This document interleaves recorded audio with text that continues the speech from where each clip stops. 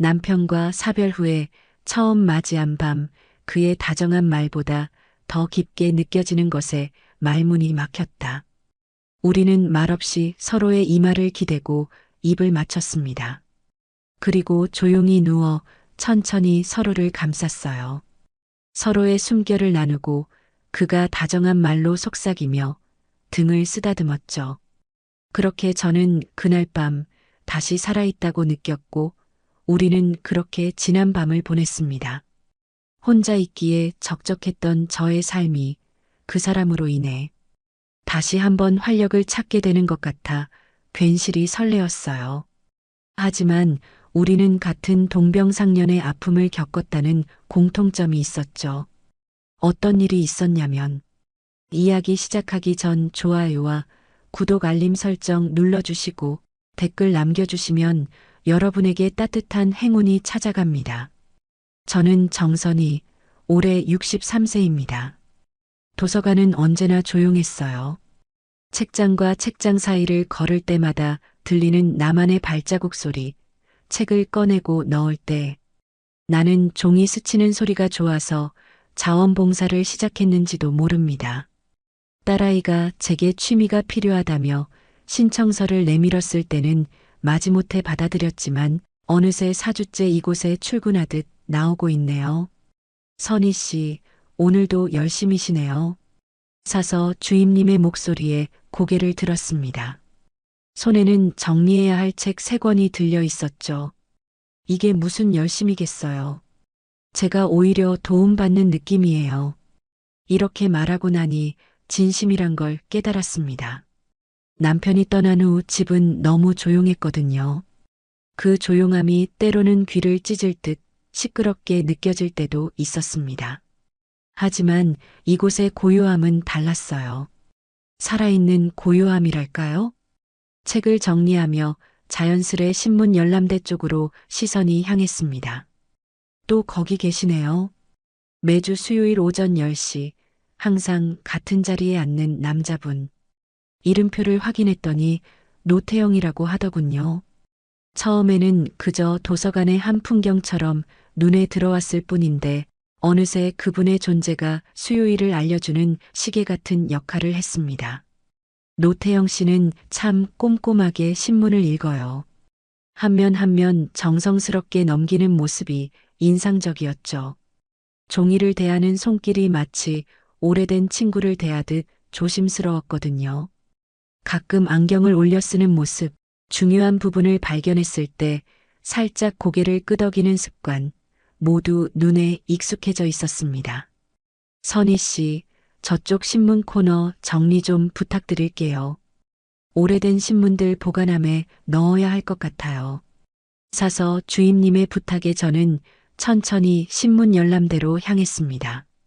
노태영 씨와 가까워질 기회라고 생각하니 괜히 가슴이 두근거렸어요. 63세의 나이에 이런 감정이 들다니 스스로도 우습게 느껴졌습니다. 실례합니다. 보관함에 넣을 신문들을 정리해야 해서요. 노태영 씨는 고개를 들어 저를 바라봤습니다.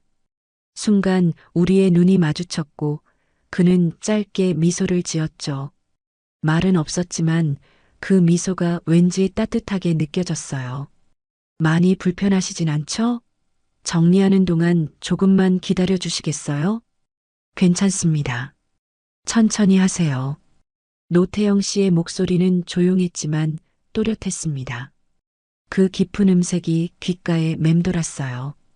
제가 신문들을 정리하는 동안 노태영 씨는 자리에서 일어나 잠시 창가로 향했습니다.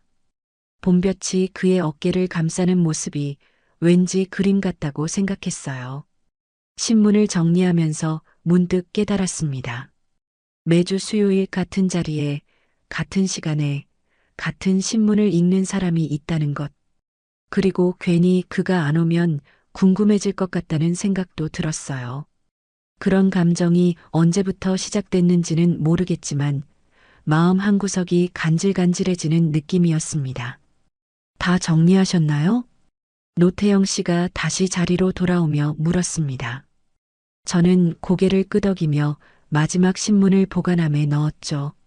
네, 다 됐어요. 불편하게 해드려 죄송합니다. 아닙니다. 덕분에 잠시 봄볕도 쬐고 좋았어요. 그가 다시 자리에 앉으며 말했습니다. 저는 괜히 미소를 지으며 그 자리를 떠났어요. 돌아서는 순간 노태영 씨의 시선이 저를 따라오는 듯한 느낌이 들었지만 확인하진 않았습니다. 그저 내일도 다음 주 수요일에도 그가 이 자리에 있기를 바라는 마음뿐이었어요. 매주 같은 자리에 같은 시간에 같은 신문을 읽는 사람 괜히 안 오면 궁금해질 것 같다. 자리로 돌아오며 혼잣말처럼 중얼거렸습니다. 그리고 문득 깨달았어요. 제가 스스로를 정지된 사람이라 생각했지만 어느새 다시 움직이고 있다는 사실을. 오늘도 도서관 자원봉사가 있는 날입니다. 아침부터 비가 내려서 우산을 쓰고 나왔네요. 도서관 입구에 들어서자 젖은 우산에서 떨어지는 빗방울 소리가 로비에 울려 퍼졌습니다. 사서 주임님이 저를 보고 반갑게 인사하셨어요. 선희 씨, 오늘은 지하 보관실에 있는 2000년대 초반 지역 신문들 정리 좀 부탁드려요. 디지털화 작업 전에 분류가 필요해서요. 지하 보관실은 처음 가보는 곳이었습니다. 형광등 불빛 아래 켜켜이 쌓인 신문들이 제게 과거의 시간을 들여다보는 느낌을 주었어요. 먼지 냄새와 종이 냄새가 섞여 코끝을 간지렸죠. 상자들을 하나씩 열며 연도별로 분류하기 시작했습니다. 2001년, 2002년. 시간은 이렇게 종이 위에 기록되어 있었어요. 2002년 3월 지역 신문을 펼치는데 갑자기 손이 멈췄습니다. 문화면 한쪽에 실린 칼럼, 그 필체가 너무나 익숙했거든요. 일상의 작은 행복이라는 제목 아래 필명은 소담이었습니다. 제 남편이 쓰던 필명이었어요. 갑자기 심장이 빠르게 뛰기 시작했습니다. 숨이 가빠지고 손끝이 떨렸어요. 이런 곳에서 당신을 만나다니. 목소리가 저도 모르게 떨려 나왔습니다. 남편이 돌아가신 지 3년, 그의 글을 이렇게 우연히 마주하게 될 줄은 몰랐어요. 그의 글은 언제나처럼 따뜻했습니다. 일상에서 발견하는 작은 기쁨에 관한 이야기였죠. 마치 그가 지금도 내 곁에서 이야기를 들려주는 것 같았어요. 눈물이 글씨를 흐리게 만들었습니다.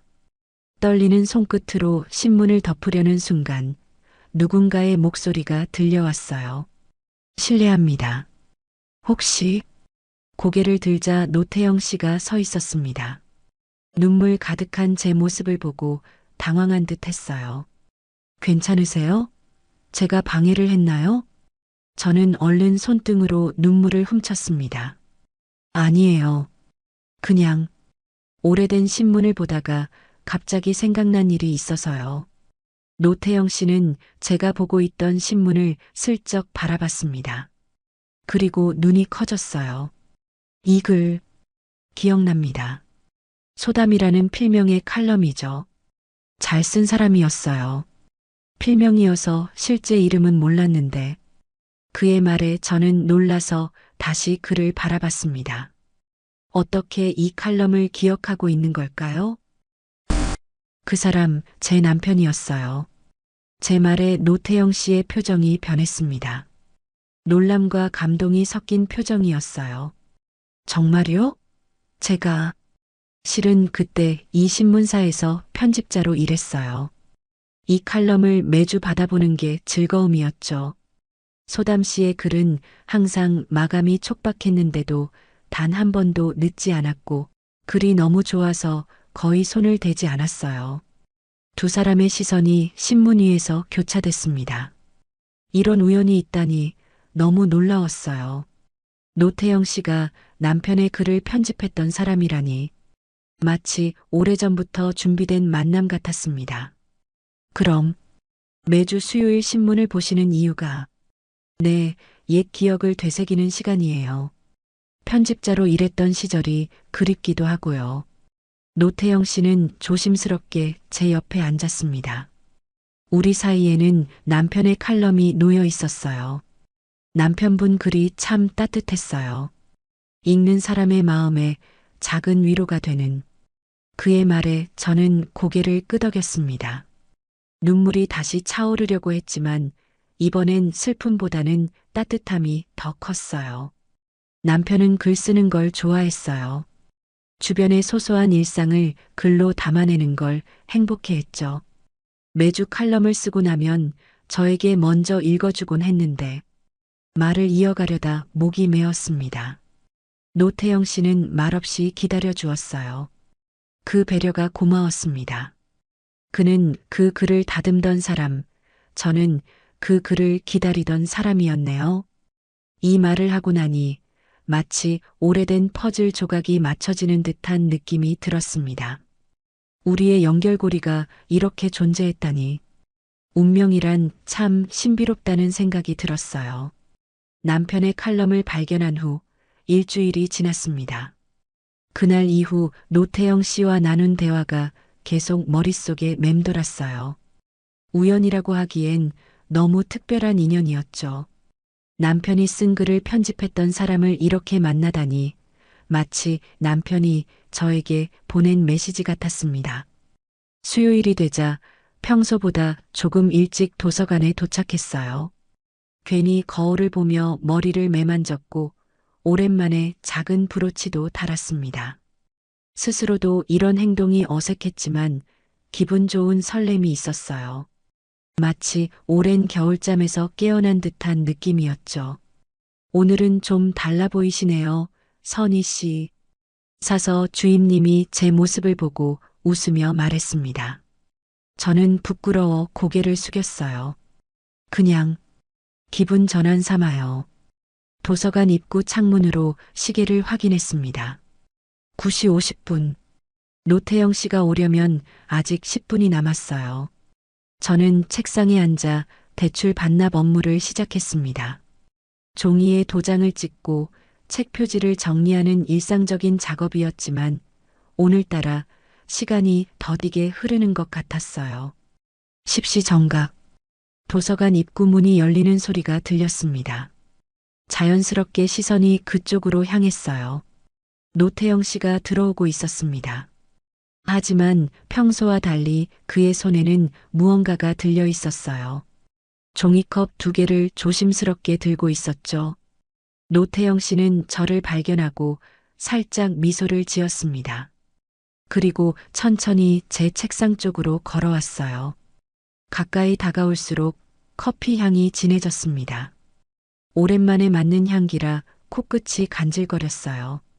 안녕하세요, 정선희 씨. 노태영 씨가 제 책상 앞에 멈춰 섰습니다. 그리고 조심스럽게 종이컵 하나를 내려놓았어요. 뜨거우니 조심하세요. 신문은 데우지 않지만 이건 뜨겁거든요. 그의 말에 저는 놀라며 입가에 작은 미소가 번졌습니다. 예상치 못한 다정함에 어떻게 반응해야 할지 몰라 잠시 말을 잃었어요. 손을 뻗어 커피를 감싸주자 따스함이 손끝으로 전해졌습니다. 감사합니다. 이런 걸 준비하시다니. 노태영 씨는 쑥스러운 듯 고개를 살짝 숙였습니다. 지난번 이야기 후에 뭔가 드리고 싶었어요. 큰 건 아니지만 작은 정성이라도. 그의 진심이 느껴져 가슴 한편이 따뜻해졌습니다. 오랫동안 잊고 있던 감정이 살포시 피어오르는 것 같았어요. 낯설지만 그리웠던 감정이었죠. 이 커피 맛은 모르겠지만 마음은 좀 따뜻하네요. 제 솔직한 말에 노태영 씨도 미소를 지었습니다. 그는 자신의 커피를 들고 고개를 끄덕였어요. 오늘은 신문 말고 다른 걸 읽어볼까 하는데 혹시 추천해 주실 만한 책이 있을까요? 그의 질문에 잠시 생각했습니다. 그리고 문득 떠오르는 책이 있었어요. 우리 도서관에 최근에 들어온 에세이집이 있어요.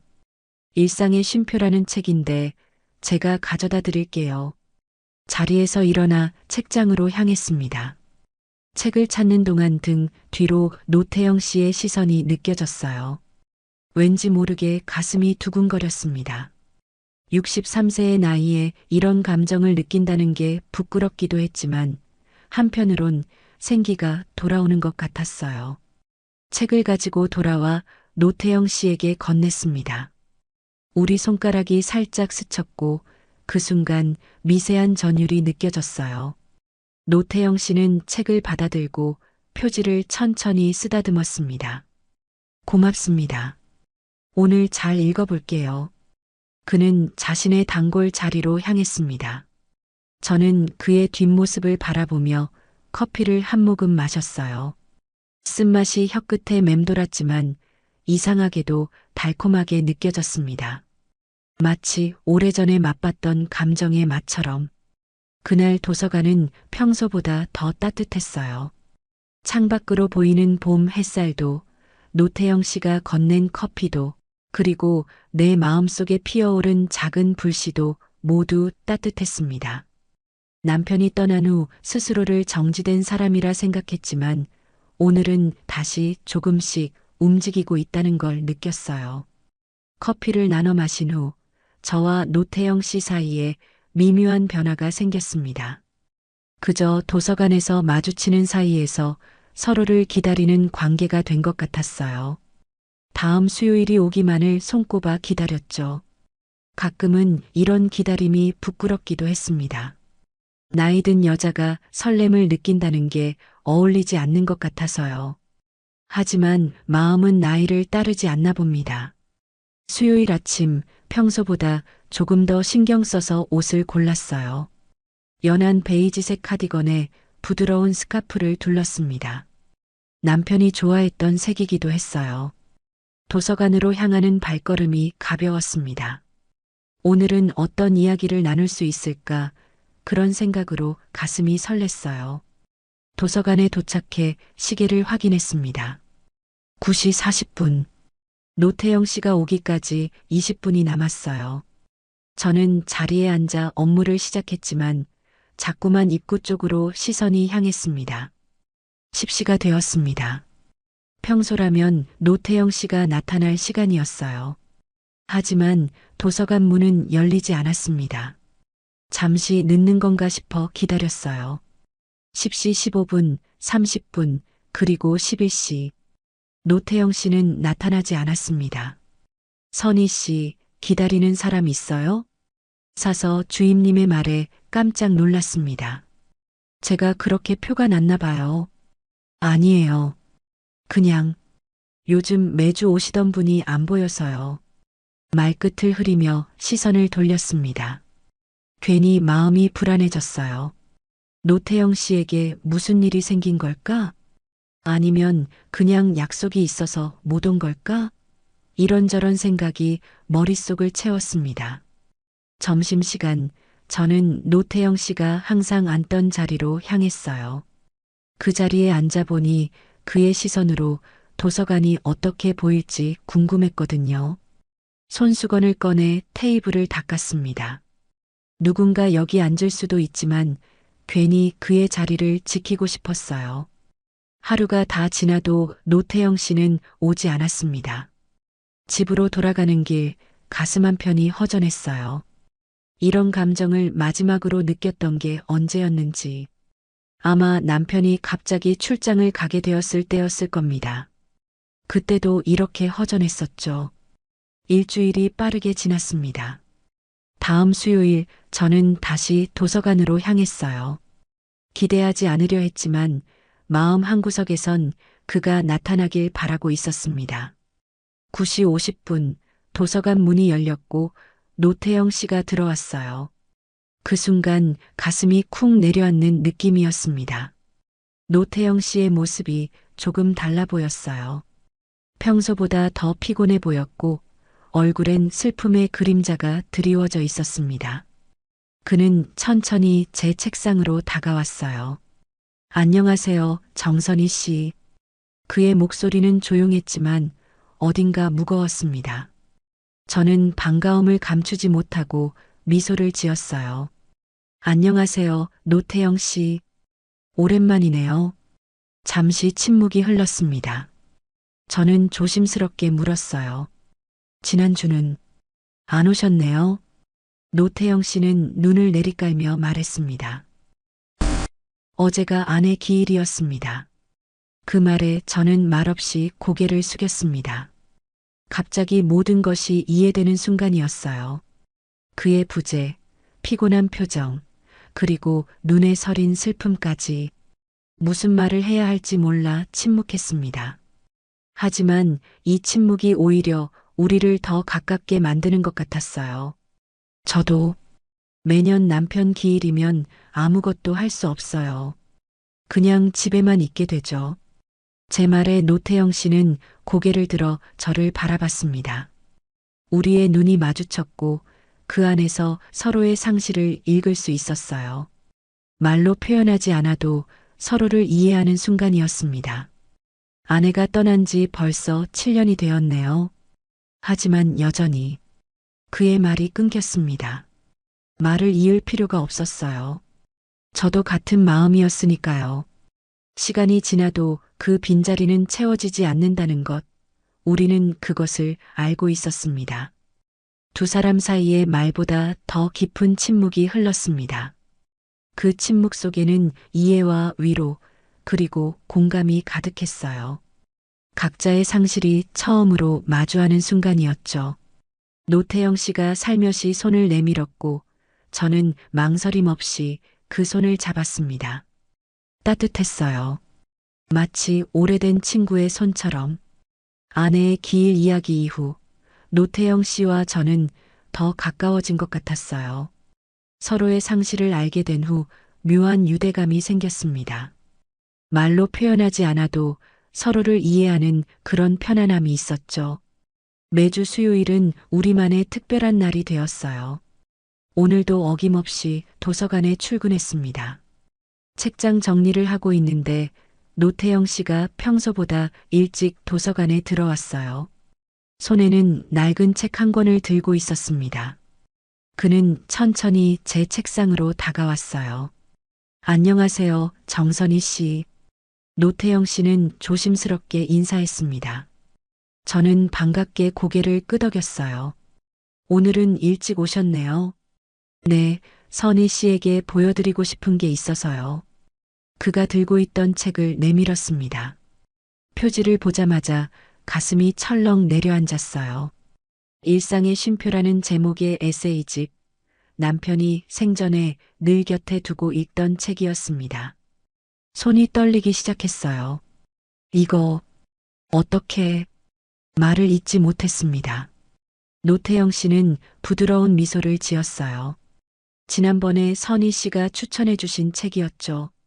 읽다 보니 뒷면에 이전 소유자의 이름이 적혀 있더군요. 정민우. 혹시? 네, 제 남편이에요. 책을 받아들고 뒷면을 보니 남편의 이름과 전화번호가 작게 적혀 있었습니다. 너무나 익숙한 필체에 눈시울이 뜨거워졌어요. 이 책이 어떻게 도서관에 들어오게 되었는지는 모르겠지만 운명처럼 느껴졌습니다. 펼쳐보세요. 책갈피가 있어요. 노태영 씨의 말에 책을 열었습니다. 푸른색 책갈피가 꽂혀 있었어요. 거기에는 제 필체로 적힌 메모가 있었습니다. 혼자 남아도 괜찮다는 말, 그게 제일 외로운 말이더라고요. 눈물이 볼을 타고 흘러내렸습니다. 그 문장을 쓴 날이 생생하게 떠올랐어요. 남편이 떠나고 일주일째 되던 날, 너무 외로워서 잠들지 못하고 이 책을 붙들고 있었죠. 그리고 책갈피에 제 마음을 적었던 겁니다. 그 문장 제가 썼어요. 그 사람 떠나고 일주일째 되는 날, 목소리가 떨렸습니다. 노태영 씨는 말없이 제 옆에 앉았어요. 그의 존재만으로도 위로가 되었습니다. 세상에는 우연이 아닌 것들이 있나 봐요. 그가 조용히 말했습니다. 저는 고개를 끄덕였어요. 이런 만남이 단순한 우연일까요? 남편의 칼럼을 편집했던 사람, 남편의 책을 읽게 된 사람, 그리고 그 책에 적힌 제 마음을 다시 저에게 돌려준 사람. 이 책 다시 가져가셔도 돼요. 남편도 그걸 원할 것 같아요. 노태영 씨는 고개를 저었습니다. 아니요, 이건 선희 씨의 거예요. 이제 다시 돌아왔네요. 그의 말에 가슴이 따뜻해졌습니다. 마치 남편이 보낸 작은 선물을 받은 것 같았어요. 시간은 참 빠르게 흘러갔습니다. 노태영 씨와 저는 매주 수요일마다 도서관에서 만나 짧은 대화를 나누는 것이 일상이 되었어요. 때로는 커피를 함께 마시기도 하고 서로에게 책을 추천하기도 했죠. 조용한 도서관 속에서 우리만의 작은 세계가 만들어지고 있었습니다. 이번 주 수요일은 도서관 정기 휴관일이었어요. 아침에 일어나 창밖을 바라보니 날씨가 무척 좋았습니다. 햇살이 따뜻하게 내리쬐고 하늘은 맑게 개어 있었죠. 오랜만에 집 근처 공원을 산책하기로 마음먹었어요. 남편과 함께 자주 걷던 그 공원이었습니다. 가벼운 옷차림으로 집을 나섰어요. 봄바람이 얼굴을 스치며 지나갔습니다. 꽃들이 피어나는 계절, 저도 모르게 입가에 미소가 번졌어요. 공원에 도착해 천천히 걷기 시작했습니다. 벤치마다 앉아있는 사람들, 강아지와 뛰어노는 아이들, 모든 것이 생기로 가득했어요. 그때였습니다. 저 멀리서 익숙한 뒷모습이 보였어요. 키가 크고 단정한 차림새, 노태영 씨였습니다. 잠시 멈춰서서 그를 바라봤어요. 도서관 밖에서 그를 만나게 될 줄은 몰랐습니다. 심장이 빠르게 뛰기 시작했어요. 그에게 다가갈지, 모른 척 지나칠지 고민하고 있을 때였죠. 정선희 씨? 그가 돌아서서 저를 발견했습니다. 저는 당황해 얼굴이 붉어졌어요. 마치 10대 소녀처럼 가슴이 두근거렸습니다. 안녕하세요, 노태영 씨. 이런 곳에서 만나다니 신기하네요. 노태영 씨는 미소를 지으며 제게 다가왔어요. 도서관 휴관일이라 산책하러 나왔습니다. 선희 씨도 같은 생각이셨나 보네요. 네, 날씨가 너무 좋아서 나오게 됐어요. 잠시 어색한 침묵이 흘렀습니다. 도서관이라는 익숙한 공간을 벗어나 이렇게 만나니 뭔가 달랐어요. 더 사적인 만남 같다고 할까요? 혹시 함께 걸어도 될까요? 노태영 씨의 질문에 저는 고개를 끄덕였습니다. 우리는 나란히 걷기 시작했어요. 처음에는 말없이 걸었습니다. 하지만 이상하게도 그 침묵이 불편하지 않았어요. 오히려 평화롭게 느껴졌죠. 산책로를 따라 걸으며 때때로 나무들 사이로 비치는 햇살을 바라봤습니다.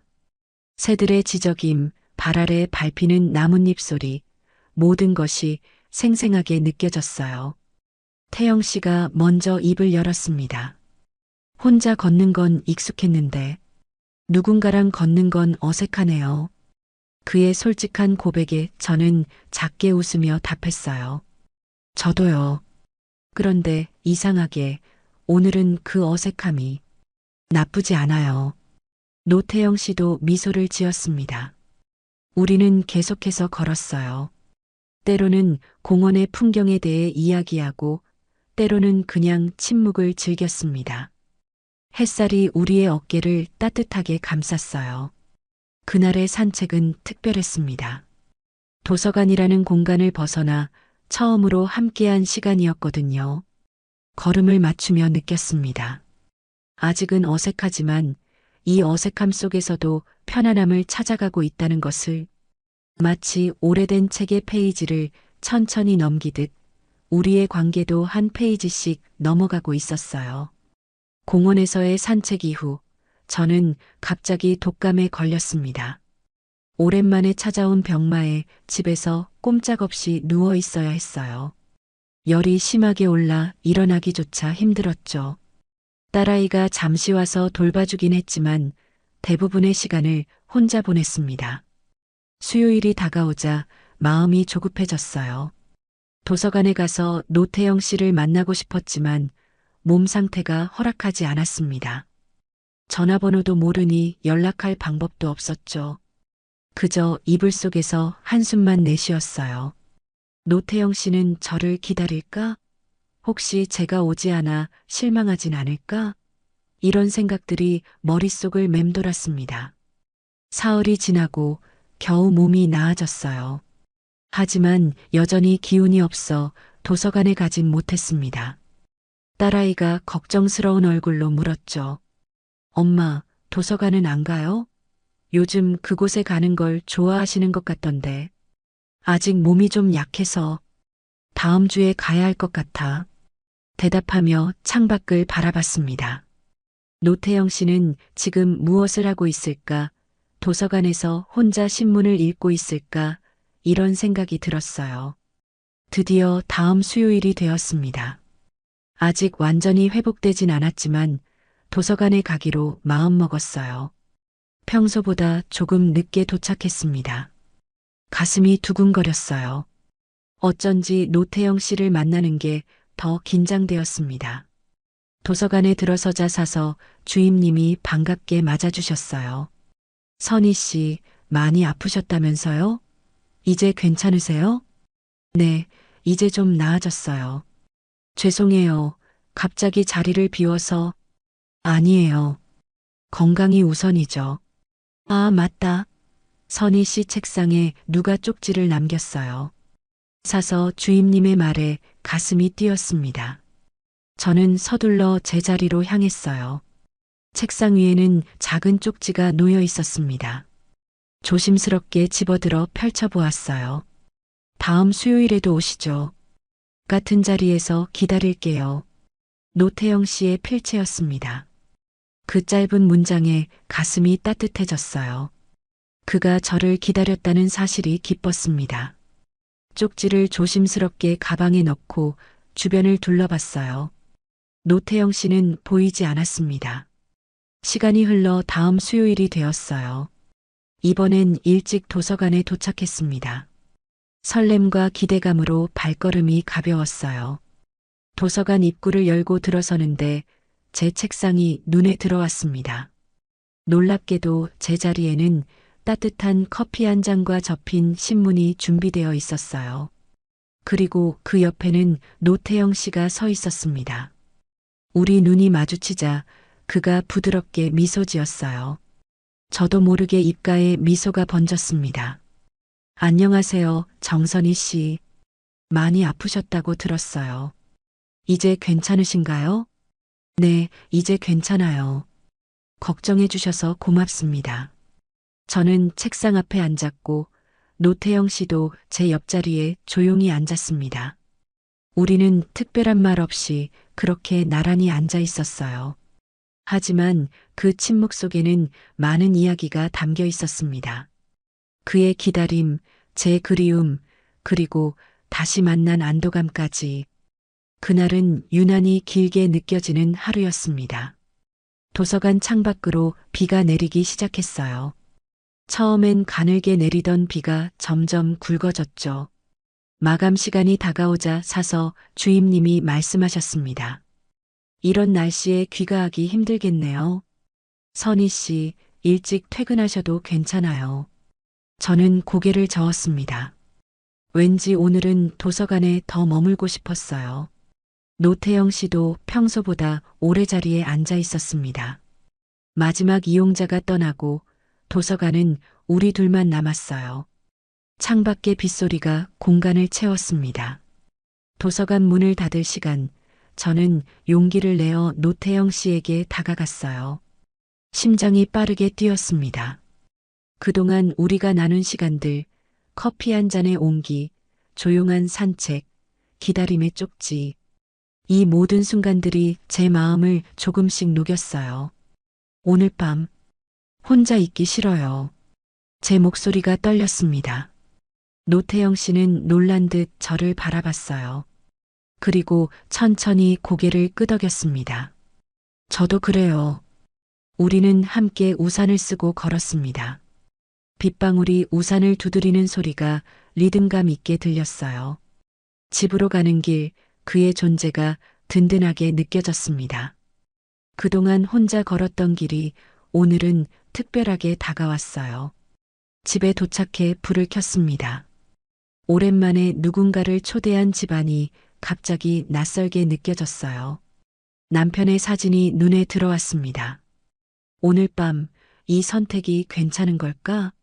하는 생각이 스쳤지만 이상하게도 마음이 편안했어요. 차 한 잔 드릴게요.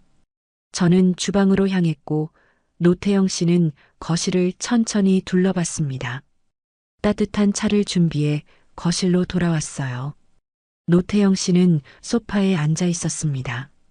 저는 그의 옆자리에 앉았어요. 빛은 은은한 스탠드 하나뿐이었죠. 우리는 조용히 차를 마시고 찻잔을 내려놓았습니다. 침묵이 흘렀지만 불편하지 않았어요. 창밖으로 들리는 빗소리가 우리의 고요함을 더 깊게 만들었습니다. 태영 씨가 조용히 물었습니다. 괜찮으시겠어요? 그 질문에는 많은 의미가 담겨 있었어요. 이대로 괜찮은지, 함께 있어도 괜찮은지, 우리가 서로에게 다가가도 괜찮은지. 저는 대답 대신 그의 손등을 가만히 쓰다듬었습니다. 오랜 시간 동안 누군가의 손을 잡는다는 게 어색했지만 이상하게도 자연스러웠어요. 당신이 한 말도 따뜻했지만 지금 이 손이 더 깊게 들어와요. 노태영 씨는 제 손을 부드럽게 끌어안았습니다. 그리고 조심스럽게 제 등을 감싸며 속삭였어요. 말은 조심스럽고 손은 진심이니까요. 그 말에 가슴이 먹먹해졌습니다. 우리는 서로에게 조금씩 가까워졌어요. 두 사람은 말없이 서로에게 이 말을 기댔습니다. 그의 숨결이 느껴졌어요. 천천히 다가온 입술, 첫 입맞춤은 서툴렀지만 따뜻했습니다. 우리는 어깨를 맞댄 채 소파에 기대어 누웠어요. 서로를 감싸안은 채로 그저 있는 것만으로도 충분했습니다. 노태영 씨의 심장 소리가 들렸어요. 규칙적인 그 소리에 위안을 느꼈습니다. 그날 밤 나는 다시 살아있다고 느꼈습니다. 남편을 떠나보낸 후 처음 맞이한 밤, 그의 말보다 더 깊게 나를 움직인 건 조심스레 내 손을 감싸던 그의 손, 그리고 말없이 안아준 그의 체온이었어요. 비가 그치고 창문으로 달빛이 스며들었습니다. 노태영 씨의 품 안에서 오랜만에 평온한 숨을 쉬었어요. 우리는 서로에게 새로운 시작이었습니다. 상실의 아픔을 이해하는 말보다 더 깊은 이해로 연결된 사람들. 여행지에서 우연히 만난 67세 남자와의 일. 그리고 반전. 그의 손길이 저를 감싸 안았을 때 저의 마음은 점점 녹아내리기 시작했습니다. 그가 저의 옷을 하나씩 내릴 때마다 저는 여자로서 잊고 있었던 감각이 점점 되살아나고 있었죠. 그와 함께 한 밤은 지금도 생생하게 기억할 정도로 강렬했던 밤이었습니다. 그렇게 지난 밤을 보내고 난 후 아침 그와 같이 걷다가 그는 잠깐 기다리라며 어디론가 사라졌죠. 한참이 지나도 오지 않아서 찾아다니다 우연히 한 여자와 같이 있는 걸 발견했습니다. 그녀와 같이 있는 그의 모습은 정말 편해 보였고 여유가 있었습니다. 뭐지? 나는 그저 노란한 사람인 건가? 라는 생각이 절로 들었어요. 그 광경을 보고 난 후 제 발은 이미 집으로 향하고 있었죠. 하지만 그가 다시 붙잡길 바라는 마음도 없었던 건 아니었습니다. 제가 한 생각이 오해라고 얘기해 주길 바랐죠. 이런 저의 마음, 어떻게 하면 좋을까요? 이야기 시작하기 전 좋아요와 구독 알림 설정 눌러주시고 댓글 남겨주시면 여러분에게 따뜻한 행운이 찾아갑니다. 저는 노미숙입니다. 올해 60살이 되었죠. 은퇴 후 집에만 있다 보니 하루하루가 참 길더라고요. 자녀들은 다들 바쁘다며 연락도 뜸해졌습니다. 그러던 중 친구 영자가 전화를 걸어왔어요. 미숙아, 너 요즘 집에만 있지 말고 여행이나 한번 다녀와. 내가 좋은 곳 알려줄게. 처음엔 혼자 여행이라니 뭔가 어색했습니다.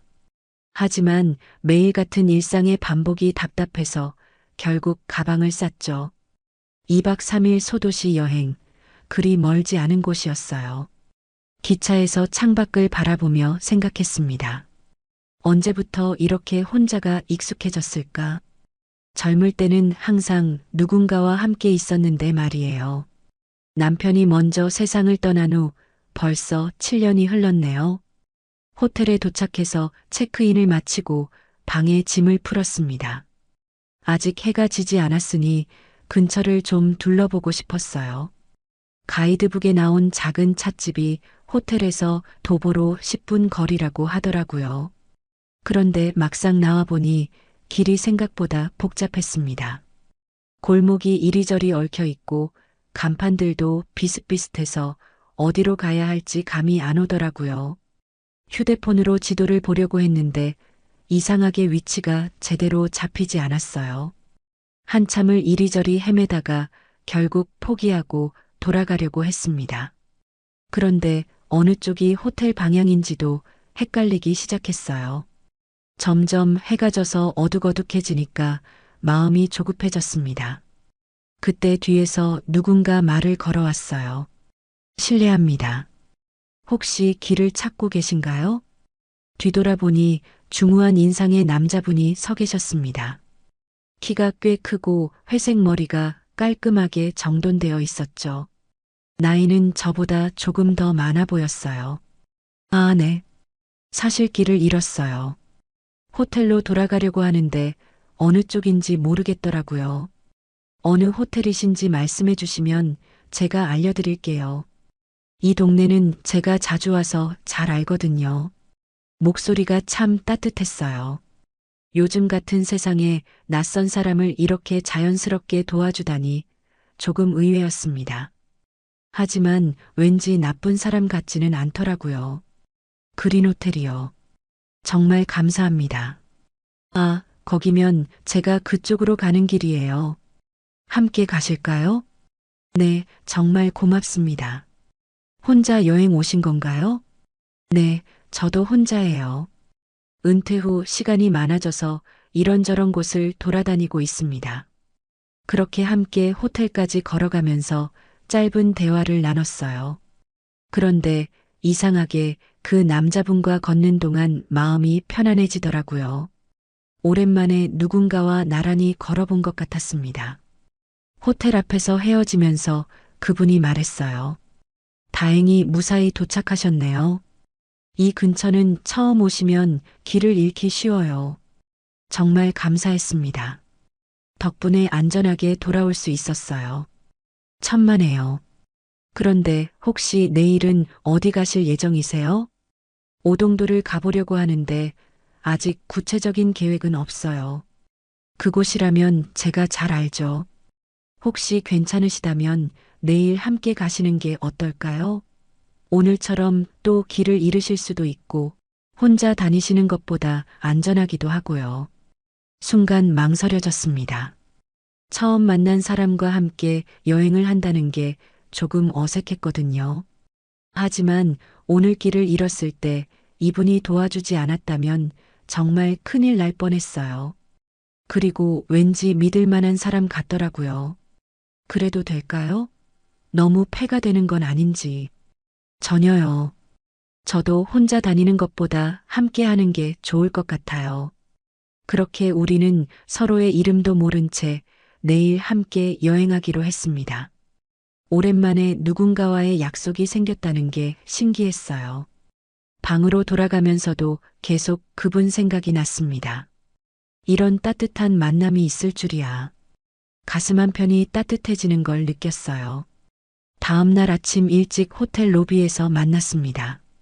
장태수라고 자기소개를 하더라고요. 저도 미숙이라고 말씀드렸죠. 이름을 알고 나니 어제보다 훨씬 친근하게 느껴졌어요. 오늘 날씨가 참 좋네요. 오동도 가기 딱 좋은 날씨입니다. 태수 씨가 환하게 웃으며 말했어요. 저도 모르게 따라 웃고 있었습니다. 오랜만에 누군가와 함께 아침을 맞이한다는 게 이렇게 기분 좋은 일인지 몰랐어요. 버스를 타고 오동도로 향했습니다. 창밖으로 보이는 바다가 정말 아름다웠어요. 태수 씨는 중간중간 이곳저곳에 대한 이야기를 들려줘서 지루할 틈이 없었습니다. 저기 보이는 섬이 오동도예요. 동백꽃으로 유명한 곳이죠. 정말 예쁘네요. 처음 와보는데 이렇게 아름다운 줄 몰랐어요. 오동도에 도착해서 천천히 걸어 다녔습니다. 동백나무 사이로 난 길을 따라 걷는데 태수 씨가 자꾸 제 걸음에 맞춰주더라고요. 혼자 걸을 때와는 전혀 다른 느낌이었어요. 공방 거리에 들어서니 작은 가게들이 줄지어 서 있었습니다. 수제 액세서리, 도자기, 목공예품들이 예쁘게 진열되어 있었어요. 한 가게 앞에서 발걸음이 멈춰졌습니다. 이 열쇠고리 참 예쁘네요. 작은 나무로 만든 열쇠고리였는데 동백꽃 모양이 새겨져 있었어요. 오동도의 상징인 동백꽃을 형상화한 것 같았습니다. 가격도 부담스럽지 않아서 하나 샀어요. 좋은 선택이에요. 기념품으로 딱 좋겠네요. 태수 씨도 뭔가 사는 모양이었지만 자세히 보지는 않았습니다. 각자 쇼핑을 마치고 다시 걷기 시작했어요. 그런데 갑자기 가방에서 뭔가 떨어지는 소리가 났어요. 아까 산 열쇠고리였습니다. 가방 지퍼를 제대로 닫지 않았나 봐요. 아, 떨어뜨렸네요. 태수 씨가 재빨리 주워줬어요. 그런데 제 열쇠고리를 보더니 깜짝 놀라는 표정을 지었어요. 이거 혹시 오동도 수제 가게에서 파는 거죠? 네, 맞아요. 방금 전에 샀어요. 태수 씨가 주머니에서 뭔가를 꺼냈어요. 저와 똑같은 열쇠고리였습니다. 디자인이 완전히 같고 색깔만 다를 뿐이었어요. 제 것은 연한 갈색이었고 태수 씨 것은 진한 갈색이었죠. 세상에, 이게 어떻게... 저는 당황스러워서 말을 잇지 못했어요. 이런 우연이 있을 수 있는 건가요? 수많은 기념품 중에서 하필 같은 걸 고르다니. 그런데 태수 씨는 오히려 웃고 있었어요. 참 신기하네요. 취향이 비슷한가 봅니다. 너무 우연 같아서 놀랐어요. 이런 일도 있구나 싶어서요. 좋은 의미로 받아들이면 될 것 같아요. 인연이 있다는 뜻 아닐까요? 태수 씨의 말에 가슴이 두근거렸습니다. 인연이라는 말이 이렇게 따뜻하게 들릴 줄 몰랐어요. 그동안 혼자 지내면서 잊고 있었던 감정이 조금씩 깨어나는 것 같았어요. 그런 것 같기도 하고 정말 신기해요. 그 후부터는 더 자연스럽게 대화가 이어졌습니다. 서로의 취향에 대해서도 이야기하고 여행 경험도 나누고요. 태수 씨는 정말 좋은 분이었어요. 말을 차근차근 들어주고 제 의견도 존중해 주더라고요. 점심시간이 되어서 바다가 보이는 식당에 들어갔습니다. 태수 씨가 자연스럽게 의자를 빼주고 메뉴도 함께 보면서 추천해 줬어요.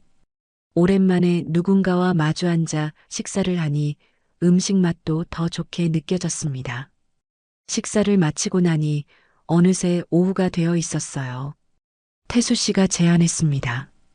혹시 시간이 되시면 도자기 공방 체험을 해보는 게 어떨까요? 여기 유명한 곳이 있거든요. 좋네요. 해보고 싶었어요. 작은 공방에 들어서니 흙냄새가 코끝을 스쳤어요. 물레 앞에 앉아서 처음으로 도자기를 만들어 보는데 생각보다 쉽지 않더라고요. 흙이 자꾸 비틀어지고 모양이 엉망이 되었습니다. 이렇게 어려운 줄 몰랐어요. 태수 씨가 웃으며 다가왔어요. 그리고 제 손 위에 살며시 자신의 손을 올려줬습니다. 이렇게 힘을 빼고 천천히 해보세요. 따뜻한 손길이 느껴지면서 마음이 차분해졌어요. 오랜만에 누군가의 손길을 느끼니 가슴이 두근거렸습니다. 함께 만든 작은 화분이 완성되자 왠지 뿌듯했어요. 우리가 함께 만든 거네요. 그러게요. 좋은 기념품이 될 것 같아요. 공방을 나와서 섬마을을 천천히 걸었습니다. 낚시터에 들러 바다를 바라보며 앉아 있었어요. 태수 씨는 낚시대를 던지고 저는 옆에서 그 모습을 지켜봤습니다. 요즘 어떻게 지내세요? 태수 씨가 갑자기 물어봤어요. 그냥 하루하루 지내죠. 은퇴 후에는 특별할 게 없어서요. 외롭지 않으세요? 순간 말문이 막혔습니다. 솔직히 말하자면 너무 외로웠거든요. 하지만 지금까지 그런 말을 누구에게도 해본 적이 없었어요. 가끔은 외로워요. 목소리가 작아졌습니다. 태수 씨는 조용히 제 말을 들어주고 있었어요. 저도 그래요. 혼자 있다 보니 말할 사람도 없고 누군가 관심을 가져주는 사람도 없고요. 정말요? 네. 그런데 오늘 미숙 씨와 함께 있으니까 오랜만에 마음이 편해지는 걸 느껴요. 태수 씨의 말에 가슴이 따뜻해졌습니다. 저도 똑같은 기분이었거든요. 해가 지기 시작했어요. 둘이서 작은 카페에 들어가 창가 자리에 앉았습니다. 커피 한 잔을 마시며 이런저런 이야기를 나눴어요. 젊었을 때 꿈, 가족 이야기, 그동안 혼자 지내온 시간들. 미숙 씨는 정말 따뜻한 분이에요. 태수 씨가 진심 어린 목소리로 말했어요. 저한테 그런 말을 해주는 사람이 오랜만이에요. 그러자 눈가가 촉촉해졌습니다.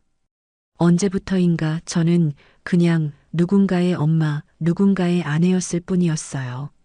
한 사람의 여자로서 인정받는다는 느낌을 잊고 살았던 것 같아요. 괜찮으세요? 태수 씨가 걱정스러운 표정으로 물어봤어요. 네, 괜찮아요. 그냥 오랜만에 이런 기분을 느껴서요. 어떤 기분이요? 한 여자로서 존중받는 기분이요. 태수 씨가 제 손을 살짝 잡았어요. 따뜻하고 단단한 손이었습니다. 미숙 씨는 충분히 아름다운 여성이에요. 그걸 잊지 마세요. 가슴이 뛰었어요. 정말 오랜만에 느끼는 감정이었습니다. 카페를 나와서 바닷가를 걸었어요. 달빛이 바다에 반짝이고 파도 소리가 들려왔습니다. 어느새 태수 씨와 제가 손을 잡고 걷고 있었어요. 오늘 정말 좋았어요. 저도요. 이런 하루를 보낼 수 있을 줄 몰랐어요. 호텔 앞에 도착했을 때 둘 다 아쉬운 마음이 컸습니다. 헤어지기가 싫었어요. 미숙 씨, 태수 씨가 망설이다가 말했어요. 혹시 괜찮으시다면 제가 먼저 말했습니다. 저도 같은 생각이에요. 그렇게 우리는 그날 밤을 함께 보내게 되었어요. 오랜만에 누군가의 따뜻함을 느끼며 잠들었습니다. 혼자가 아닌 둘이라는 게 이렇게 소중한 줄 몰랐어요. 다음 날 아침 창문으로 들어오는 햇살에 눈을 떴어요.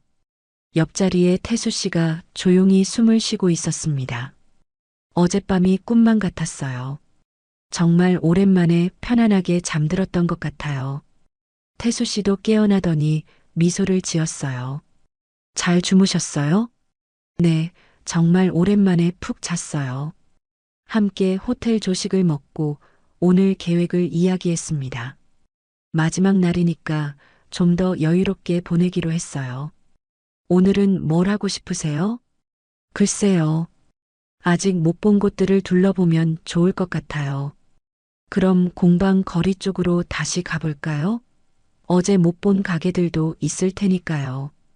오전에는 함께 산책을 했어요. 태수 씨 손을 잡고 걸으니까 마음이 포근했습니다. 어젯밤 이후로 뭔가 더 가까워진 느낌이었어요. 점심 먹고 공방 쪽에 갈까요? 좋아요. 저도 어제 못 본 것들이 있어서요. 점심을 먹고 공방 거리로 향했습니다. 태수 씨는 먼저 가서 벤치에서 기다리겠다고 했어요. 저는 작은 선물 하나만 사고 올게요. 금방 갈게요. 천천히 보세요. 저는 여기서 기다릴게요. 공방에 들어가서 이것저것 구경하고 있었어요. 작은 목걸이 하나가 마음에 들어서 사려고 하는데 시간이 좀 걸렸습니다. 포장도 예쁘게 해달라고 부탁했거든요. 20분 정도 지나서 공방을 나왔어요. 태수 씨가 기다리고 있을 벤치 쪽으로 가려는데 길모퉁이에서 발걸음이 멈췄습니다. 카페 창가에 태수 씨가 앉아 있는 게 보였어요. 그런데 혼자가 아니었습니다. 맞은편에 중년 여성 한 분이 앉아 있었어요. 와인색 손수건을 매만지면서 뭔가 진지하게 이야기하고 있는 모습이었습니다. 여자분의 얼굴은 잘 보이지 않았지만 분위기가 심상치 않아 보였어요. 그런데 더 충격적인 건 두 사람이 손을 맞잡고 있다는 거였어요. 태수 씨가 그 여자분의 손을 꼭 잡고 있는 모습을 보니까 가슴이 철렁 내려앉았습니다. 저는 그 자리에서 몸을 돌렸어요. 다가가서 인사할 용기도 없었고 그냥 지나쳐 버렸습니다. 마음속에서 뭔가 무너지는 소리가 들리는 것 같았어요. 호텔로 돌아가는 길에 머릿속이 복잡했습니다. 어젯밤이 태수 씨에게는 어떤 의미였을까요? 저는 혼자 착각하고 있었던 건 아닐까요? 1시간 후 태수 씨가 호텔로 찾아왔어요. 미숙 씨, 어디 갔었어요? 벤치에서 기다렸는데 안 오셔서 걱정했어요. 아, 일찍 끝나서 그냥 돌아왔어요. 말투가 어색해졌어요. 아까 본 장면이 자꾸 떠올랐습니다. 혹시 무슨 일 있으세요? 표정이 안 좋아 보이는데. 아니에요. 그냥 좀 피곤해서요. 그럼 카페라도 가서 쉴까요? 괜찮아요. 그냥 여기서 쉬고 싶어요. 태수 씨가 의아한 표정을 지었어요. 분명히 뭔가 달라진 걸 느끼고 있는 것 같았습니다. 그럼 저녁은 함께 드실까요? 글쎄요. 좀 더 생각해 볼게요. 예전 같으면 바로 좋다고 했을 텐데 지금은 선뜻 대답이 나오지 않았어요. 태수 씨도 제 변화를 눈치챘는지 더 이상 묻지 않았습니다. 그럼 연락 주세요. 저는 방에 있을게요. 태수 씨가 나간 후 침대에 앉아 생각에 잠겼어요. 어제까지만 해도 이렇게 행복할 수가 없었는데 하루 만에 이렇게 변할 수 있다니. 저녁 시간이 되어도 태수 씨에게 연락하지 않았어요. 혼자 호텔 식당에서 간단히 식사를 했습니다. 태수 씨 생각이 나면서도 한편으로는 서운한 마음이 컸어요. 밤이 되어서야 태수 씨에게서 문자가 왔어요. 괜찮으세요? 혹시 제가 뭔가 잘못했다면 말씀해 주세요. 문자를 보면서 마음이 복잡했습니다. 혹시 제가 오해하고 있는 건 아닐까 싶기도 했어요. 하지만 그 장면이 너무 선명하게 기억났습니다. 괜찮아요. 그냥 피곤해서 일찍 쉬려고요. 그렇게 대답하고 휴대폰을 꺼버렸어요. 오늘은 태수 씨와 떨어져서 잠들고 싶었습니다. 어제까지의 달콤한 기분은 온데간데 없이 사라져버렸어요. 다음 날 아침 일찍 태수 씨가 노크를 했어요. 미숙 씨, 아침 드실까요? 문을 열어주긴 했지만 어색한 분위기는 여전했습니다. 태수 씨도 제가 달라진 걸 확실히 느끼고 있는 것 같았어요. 어젯밤 잘 주무셨어요? 네, 그런대로요. 예전 같으면 따뜻하게 대답했을 텐데 지금은 말수가 현저히 줄어들었어요. 태수 씨는 뭔가 말하려다가 참는 모습이었습니다. 조식을 먹으면서도 대화가 끊어졌어요. 어색한 침묵만 흘렀습니다. 태수 씨가 먼저 입을 열었어요. 오늘은 뭘 하고 싶으세요? 사실은요. 잠깐 망설였지만 결심했습니다. 오늘 일찍 서울로 돌아가려고 해요. 태수 씨가 깜짝 놀라는 표정을 지었어요. 갑자기요? 내일까지 계시기로 하지 않았나요? 급한 일이 생겨서요. 집에서 연락이 왔거든요. 거짓말이었어요. 하지만 지금 상황에서는 그럴듯한 핑계가 필요했습니다. 그렇다면 어쩔 수 없죠. 몇 시 기차세요? 오후 2시 기차요. 태수 씨가 잠시 생각하더니 말했어요.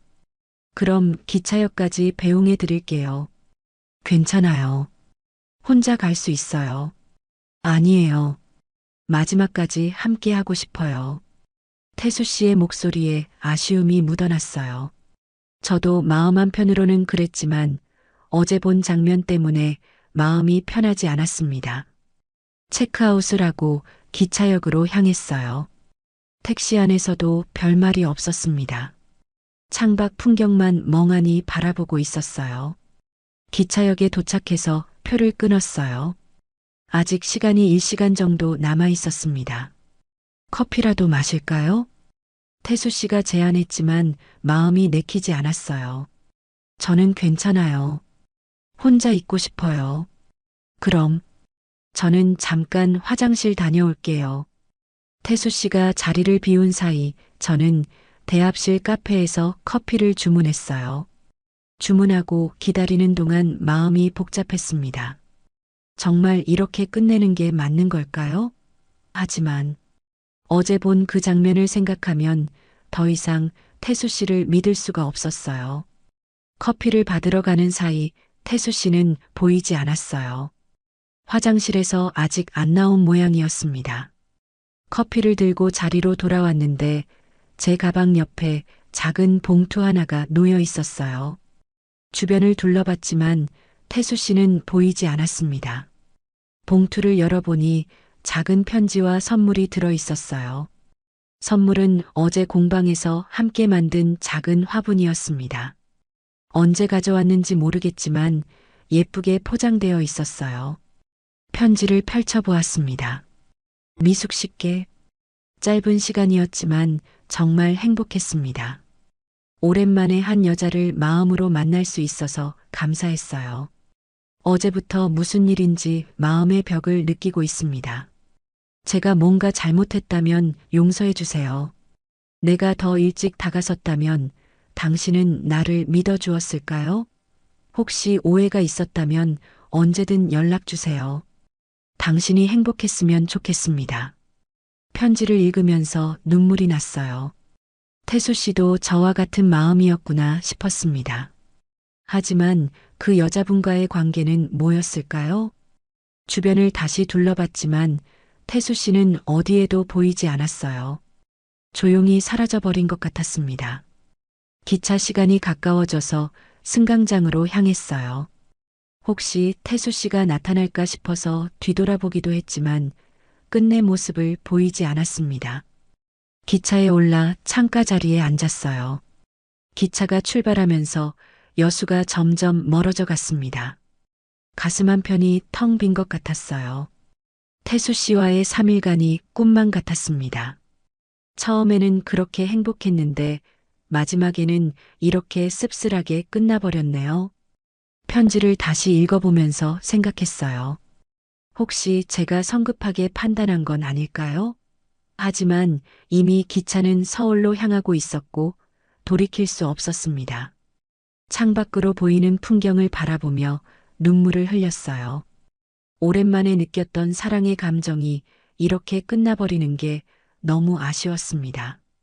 태수 씨도 지금 어떤 기분일까요? 핸드폰을 꺼내서 태수 씨 번호를 바라봤어요. 전화를 걸고 싶었지만 용기가 나지 않았습니다. 결국 핸드폰을 다시 가방에 넣고 눈을 감았어요. 서울에 돌아온 지 일주일이 지났어요. 일상으로 돌아왔지만 마음은 계속 여수에 머물러 있었습니다. 태수 씨 생각이 자꾸 났어요. 책상 위에 태수 씨가 준 작은 화분과 열쇠고리를 놓아두고 매일 바라보고 있었어요. 볼 때마다 가슴이 아팠지만 치울 수도 없었습니다. 친구 영자가 전화를 걸어왔어요. 여행 어땠어? 기분 전환됐지? 응, 그런대로. 목소리가 왜 그래?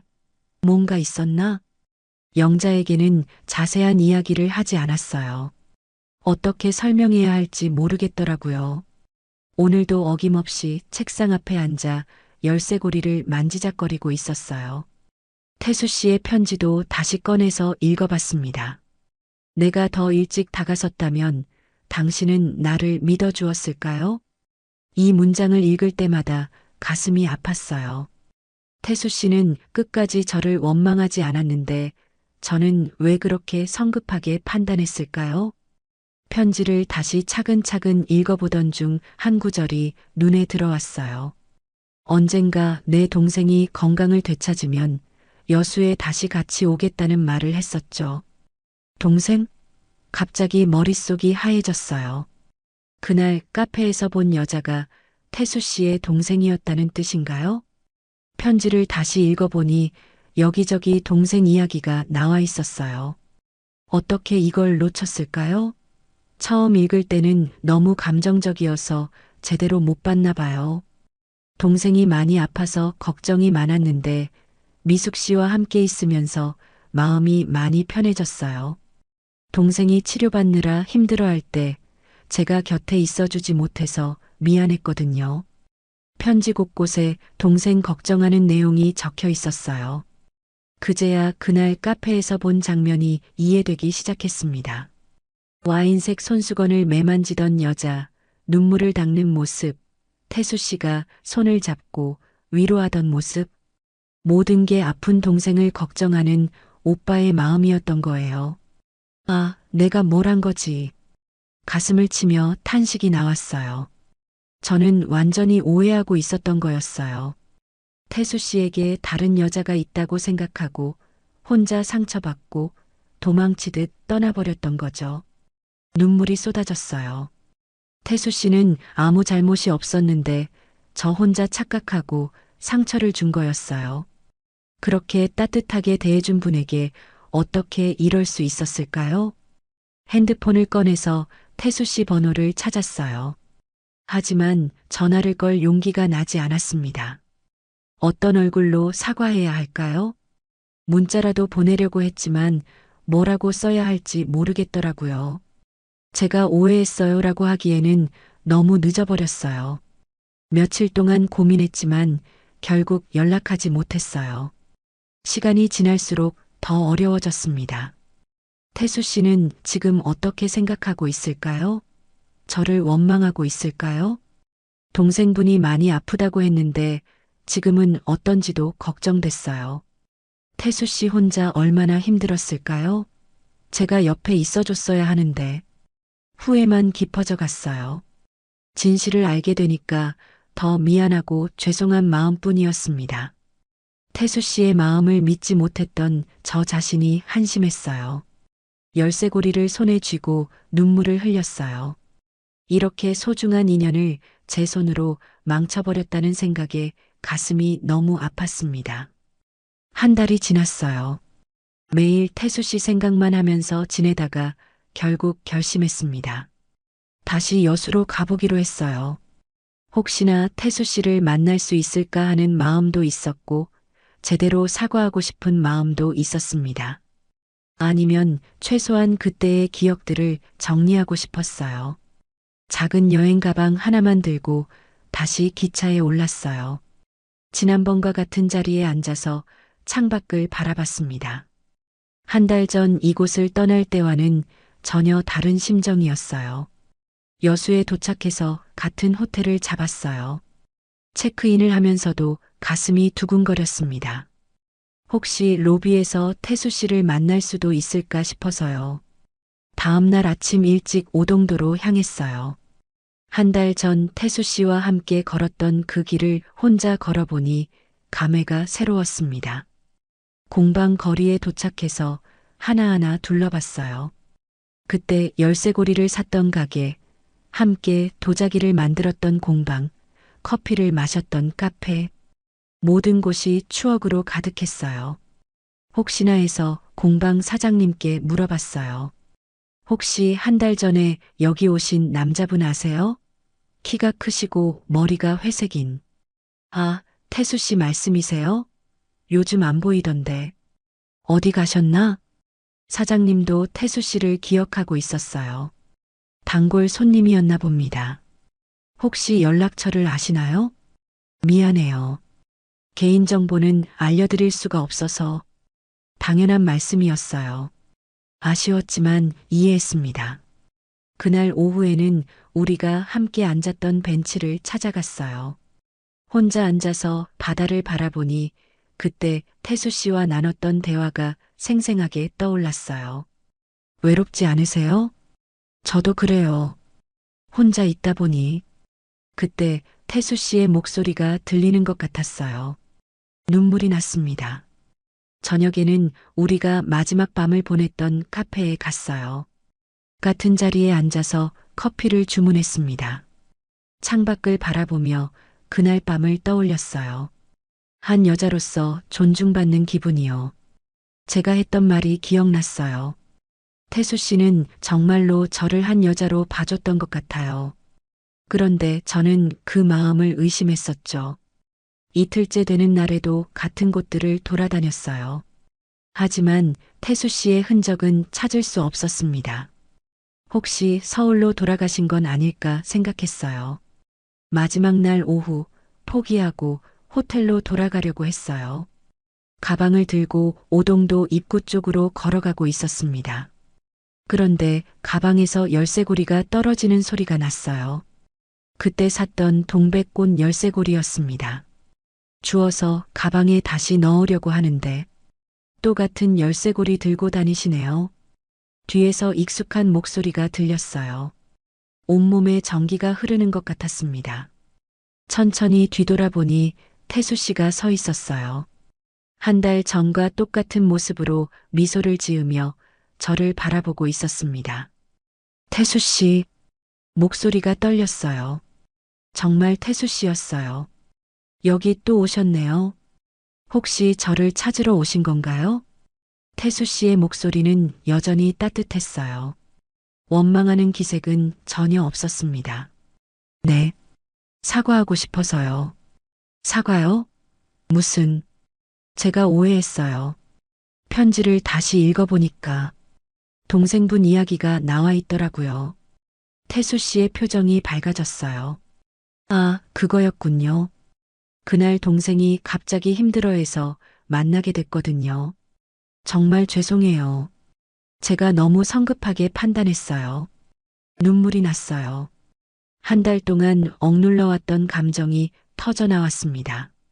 태수 씨가 다가와서 제 어깨를 가만히 두드려줬어요.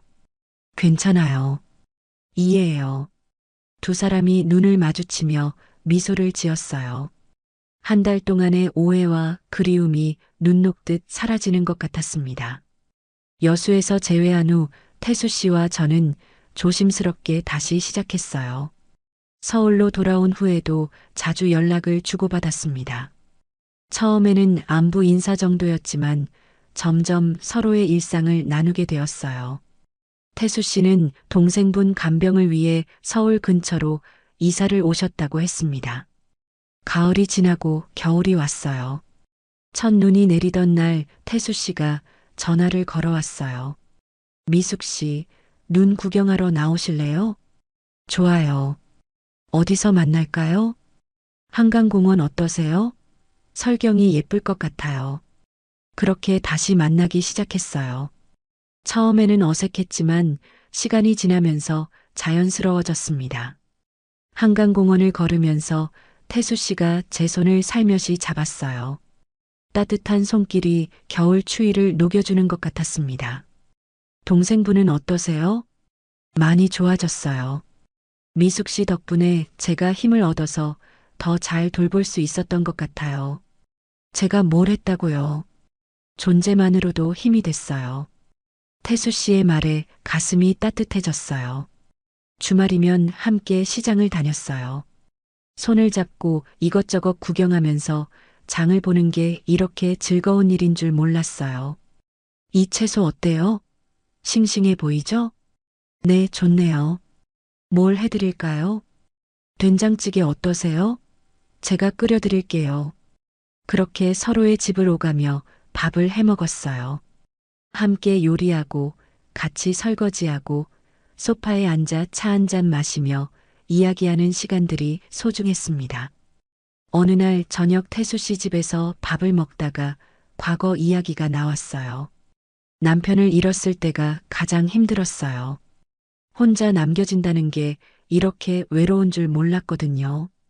눈시울이 붉어졌어요. 태수 씨가 제 손을 꼭 잡아줬습니다.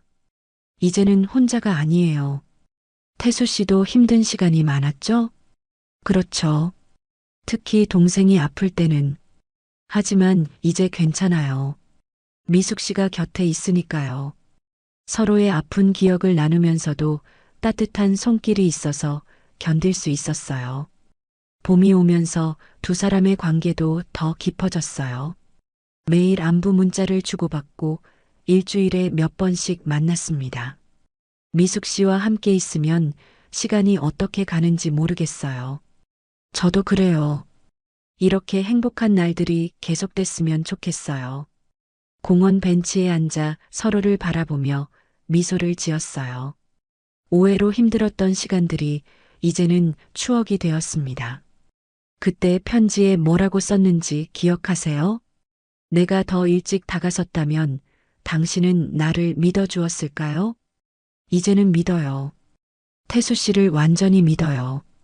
태수 씨가 제 뺨을 살짝 어루만져 줬어요. 어느 겨울 오후 따뜻한 햇살이 내리쫓던 날이었어요. 두 사람이 손을 잡고 거리를 걸으면서 저는 생각했습니다. 그날 밤 이후 나는 다시 여자가 되었어요. 외롭지 않은 여자, 누군가를 믿고 기다릴 수 있는 여자가 되었습니다. 혼자라고 생각했던 인생에 이런 선물 같은 사람이 나타날 줄 몰랐어요. 태수 씨와 함께라면 앞으로의 시간들이 두렵지 않습니다. 겨울 햇살 아래서 두 손을 맞잡고 걸으며 저는 마음속으로 속삭였어요. 고마워요, 태수 씨. 저를 다시 한번 사랑할 수 있게 해줘서. 바다에서 시작된 인연이 이렇게 아름답게 피어나고 있었어요.